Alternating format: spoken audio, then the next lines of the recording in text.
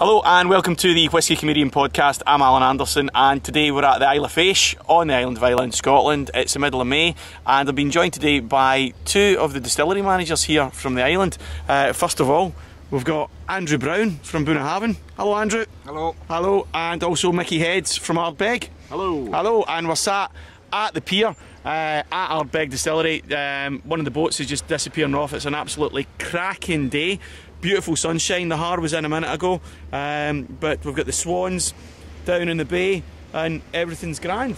So, gentlemen, how's the festival for you? Well, the festival's just starting today. Well, it kicked off yesterday, so our day's on Friday, so it's just starting to gear up towards that next Friday. So you're on the festival committee here, and what happens is we have about 8 or 9 days where every different distillery has a different open day. Can you tell us a wee bit more about what happens? Well, the festival committee is more dealing with the events that happen at night. I just went along to see what was happening when I took over as a manager here 2 years, and I seemed to be roped into some of the committee that I go to, and that's more to do with events that's happening at night. Like next Friday night will be the big gig where we're bringing in bands to the mainland, and last night there was a ceilidh down in Bunnahabhain. We had yourself on Friday night at Ardbeg doing that, so it's just getting different things into the island during the week for the people that come for the Whisky Festival to enjoy at night. Right. And do you see a massive influx of people coming in for the festival? Oh, definitely. I would say there's at least population is probably doubling. I mean, getting accommodation probably for next year's Whisky Festival will be a struggle. It really is. It's becoming the study itself, we were trying to book accommodation for people in December, and struggled to get accommodation in December last year for this year. Right. Speaking of accommodation, Mickey, you're the distillery manager here at Ardbeg. You don't ever stray far from here, do you? Because you live on site, don't you? Yeah, I tend to. I think with Andrew as well, he stays at site at his place, and it's just part of what the job is. I mean, I've been staying on site now for running distillery for about the last 15 years. So it's just part of it. You walk out your door, you're in the distillery, but then you look at that every day. It's not a hardship. It's definitely not. But the job takes you around the world as well, doesn't it? The job takes you around the world. You get a bit. I mean, I think with business has been now quite lucky the last number of years to go and see different parts of the world. So this year I was just back from the States, San Francisco, Miami, places like that. Go to Europe, to Sweden and that a lot as well. So you see parts of the world that you probably never thought you were going to see. Certainly for me, I've been quite lucky. You know, I do about 5 or 6 trips a year, and going to sort of different markets or countries and just doing tastings and talks. So it's great to see that interest, and it's an opportunity I'd never thought I'd have seen about 34 years ago when I started. You know, you thought, no, it's a sort of different type of business now, you know. So. Right, because you go over to Stockholm, you went a couple of years ago, and there's a brilliant video where you're being treated pretty much like a rock star. It looks like there's about 3,000 Swedes in this cavernous big hall. That must be very, very different from the day-to-day runnings here at the distillery. Oh, it is. It's, you want to go out and it's nice to go see people and speak to people. I mean, that's for them. It's for everybody that comes here, the enthusiasts. I mean, they come to Islay. I mean, they enjoy the whisky that we make, and I mean, they're supporters of us, and you seem to be the sort of, if you like, the figurehead at the site. Even to sign a bottle or just to spend 5 minutes with somebody and chat with them is a great thing. I think it's it's nice to see them sort of doing that, and then having to go out there and they like listening to what you do. I mean, you go out and you tell them about what you do, about your whisky, and they enjoy it. It's like I suppose like a big hobby for them as well. So anyone that's an enthusiast is just, I think it's great. It's fantastic. Yeah. What I've loved about it as well, Andrew, is that you are pretty much all enthusiasts. This is your job, but it's also your life, and it makes you really, really happy.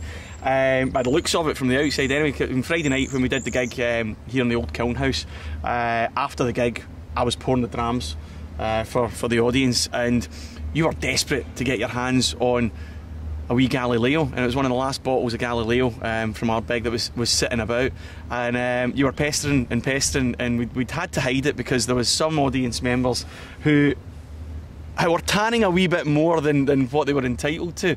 But when you had that dram, what came across to me was you turned to Mickey and you went, "That's a bloody brilliant dram." So out with the Bunnahabhain, what inspiration do you get from what other people are doing in the island? Well, it's nice to see what other people are doing in the island. It's not, you don't always get a chance to go out and taste it what everyone else is doing. So the Galileo won Whisky of the Year 2013. Basically, I didn't know it was the last bottle that they had here. Mickey had poured me a dram on it, and for my taste, it really hit the spot for me. And it's one of these whiskies that I tasted it, and I said to Mickey, I says, I really like this. And I actually turned around and says, I'll buy you one, to which I was told, there's none left. You know, you're like, oh well, you give me this great whisky, and then you say, but you can't have one. Which I suppose it makes it a wee bit more special. But yeah, it's nice to go out and see what other people are doing on the island, whether it's on the island or on the rest of Scotland. And for me, some will hit the spot. I mean, with the Galileo, the sweetness that was coming through with the peat, to me, which is perfect. Just really, really hit the spot for me. Also tried the Alligator. Yeah, it was nice. Wasn't as good as the Galileo. Don't know if Mickey agrees with that. But it's one of these things, it's everyone's personal taste. You might come to Bunnahabhain and taste something. I think, that's great. We've done some cash strengths in the Hemingway. Yeah, they're nice, but they're not always just my Hemingway. Especially with peat, I like it to be sweet as well. And the finish on that was just, for my taste buds, was perfect. Excellent. So let's say you get, you taste something like that, you've found out what kind of cask it's put in, how it's been aged, etc. And you get a wee bit of inspiration from that, and you think, I'm going to try my hand at something similar. Is it not a wee bit frustrating that you're going to have to wait 8, 10, 15 years to find out whether you can do something that inspired you? Yeah. Or you just hope it's already in the warehouse. Ah! So there's some special things in the warehouse up at Bunnahabhain. There's some special things in the warehouse up at Bunnahabhain that haven't hit the market yet. Right. So there are. And I'm quite sure that Mickey's got some secrets stashed away in Ardbeg too that the market's never seen. It's long term, isn't it? It's long term. You're preparing for, 10, 12, 15, You're preparing for your successor, basically, aren't you? That, yeah. That's what it is. It's a long term, business. You're laying whisky down now, trying to create new ideas and do different things for people to enjoy. And there's such a, people are looking for something new just about every year. We do a limited edition, like Galileo's last year. We've got Ardbeg this year, so there's people are looking for something that's a little bit different. That still has your signature, your distillery, that's always got to be there, but there's that demand looking for something new and something that's a little bit different. And every year, so I mean, that's great to have that enthusiasm. People enjoy what you do with it. But it's a long-term planning. It's a lot of thought, but a few years in advance. Got to be patient in this. That's why your hair's this colour. I just shaved mine off. There is a wee bit coming through in the January. Right. What I've done for us today is I've brought 2 whiskies which I'm going to get the guys to drink. The day before the Feis starts here in Islay, Springbank over in Campbelltown, which is the nearest mainland distillery, and it's exactly that way across the water. You can probably just see the ferry coming in. Is it that way? So it's that way. So that's Mulligan Tire there. So was that just pointing at Northern Ireland there, was it? That's Antrim, yeah. Right, so that's Antrim. So we've got the ferry coming in. So that way, we're going to zoom in to the Mulligan Tire. It's about there somewhere, right? Behind the island, right? So what we've done, we're bringing the closest of the mainland distilleries. So we've got this Springbank, we've got their open day bottling here. It's a 9-year-old Gaia Borolo hogshead, which is a refill. I'm going to get them to have a wee taste of that, but then we're also going to get them to taste something from pretty much the furthest away distillery from the island here, Sullivan's Cove. It's a double cask from Tasmania, which is a little bit like Islay down in Australia, in that it's got it's either 5 or 6 distilleries on the one island. So what will we start off with? Will we start near or shall we start far? You don't care? Right, we'll start near. Right, so we'll open up the Springbank here. No idea what it's going to be like, but we'll just find out.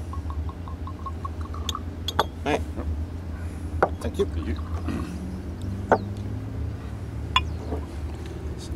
Mickey's going straight for the water. No, just getting it ready. Just getting it ready. Just crack it and see what it's like. Right, so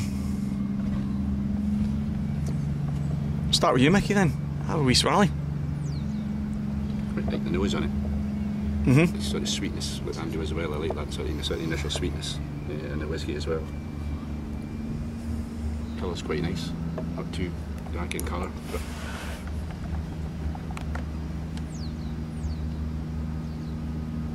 I like fruitiness to it. Try a little sip without a little bit of water first. So what is it? 58.6. Okay.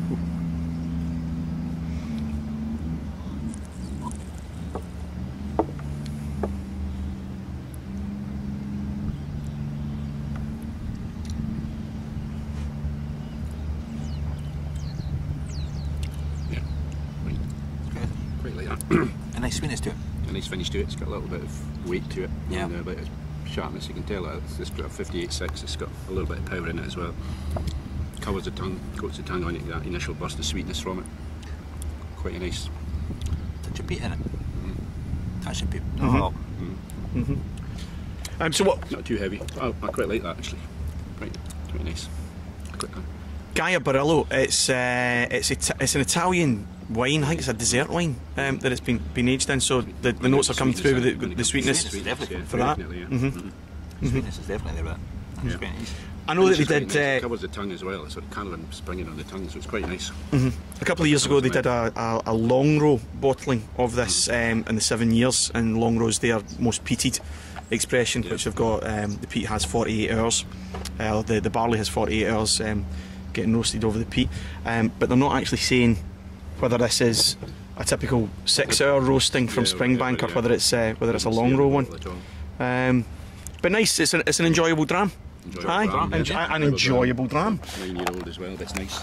Nice. You can add a little bit of water to it Actually, yeah, go on then. See what we do with it.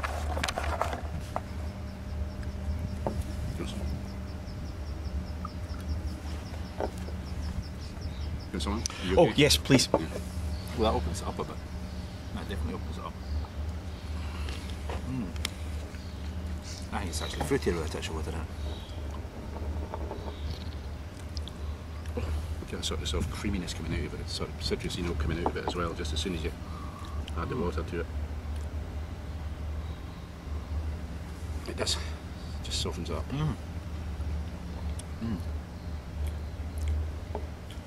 It might even be a bit more citrusy in it. It has that, and it's just sort of even sweeter on your tongue, and it just sort of covers your tongue. You get sort of dryness coming out of it initially. Yep.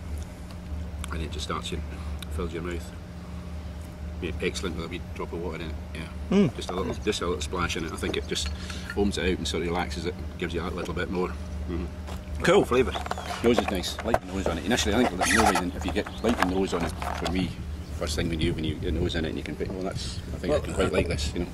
Andrew, I'm going to let you do the honours here, pouring the Sullivan's Cove from Tasmania. I really like this. I don't know how familiar you are with Balvenie Doublewood, the 12-year-old, but I think it's very similar to that. Certainly, it's been aged pretty much exactly the same with American oak than French oak, and for me, it's a favourite. I've been nursing this bottle for 3 years now. The guys at Sullivan's Cove, they gave me 2 cases when I did the show in Australia a couple of years back, and this was one bottle that I brought back with me, and it's got about 1 dram left in it. I thought I'd better leave you 1 dram. There's one small one left. Yeah. You said you'd been nursing it. You said you really enjoyed it, so I thought we'd better not finish it on you. Oh, you can't think of a better place to finish it though, can you? Right. It's not bad with the sun shining like this. I know. There's not many these days in the season, Yeah, Perfect. Yeah. Perfect for a day like this. Yeah. It's Sunday. First Sunday of the Whisky Festival. It's always like this. It's a different character. Very light, first thing in the nose as well. It's much lighter in the nose than the last one, isn't it? Yes. Let's see how old it is. There's no age statement on it, but that's typical of the Australian whiskies, because the climate is hotter over there. They mature it faster. There's actually my favourite of the Australian whiskies is Southern Coast from Adelaide, which is a scorching hot place, and he can only the guy who makes it, he's got a flagpole factory that he runs as a factory Monday to Friday. On a Friday afternoon he's got this wee tiny mezzanine level, and he does his processes on the Friday afternoon, leaves it over the weekend, and he can't do it in the summertime because it's too hot and it would just explode. And then he ages his barrels for in local wine barrels from the Adelaide Hills vineyards, and he ages them in the vineyards themselves, but he only has to do it for about 2 years, and he creates a whisky which, you know, you would think is about 12 year old. It's a stunning wee thing. Funny, it's like having a racking warehouse or a dunnage warehouse. You get the same age cast in there, and you're going to get different temperatures, you know, just different temperatures. So much movement.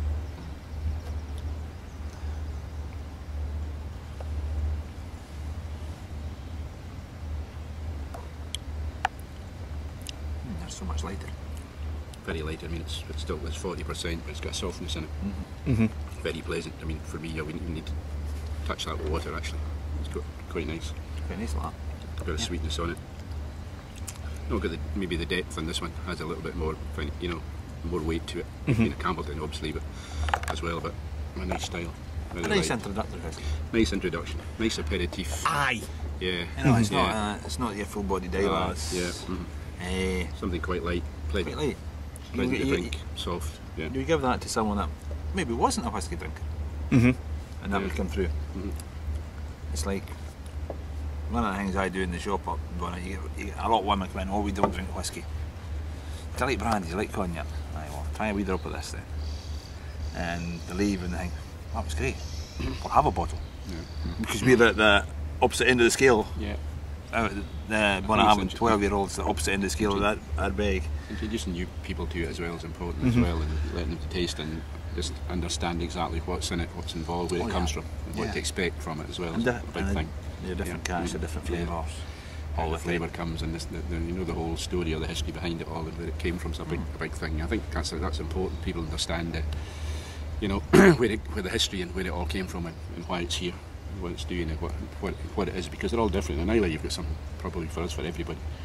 For your house style you would use, you know, it's lighter. Then you come to the southeast of the island with it's much more powerful, heavy peated, and the centre of the island with it's different as well, you know. So there's something there for everybody, and they're all different styles. Yeah, and as you were saying earlier on, everyone's looking for something.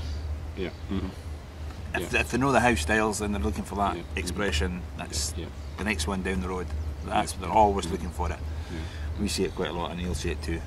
When you've got folk that come and they know all the house, the big 10-year-old, the Bunnahabhain 20-year-old, and they're just looking for that next level, really. Just the development and something new, and you know, it's, I suppose in a way it's quite difficult to do. You're looking at oak and you know the one wood, and you're trying to do, you know, see if you can do something a little bit different all the time. So it's a big part of it.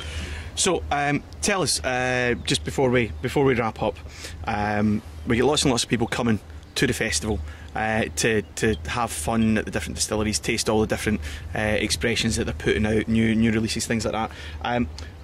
What do you think is the main driving factor? Why should people come to Islay to drink their whisky at festival time rather than just going to a whisky tasting in the back room of a shop or anything like that?